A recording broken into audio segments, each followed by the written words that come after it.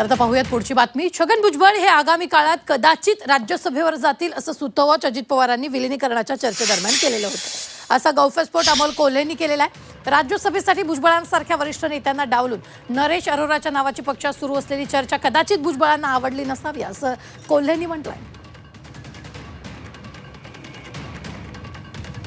मला वाटतं आदरणीय भुजबळ साहेब हे फार मोठे नेते आहेत आणि त्यांचा त्रागा मी समजू शकतो।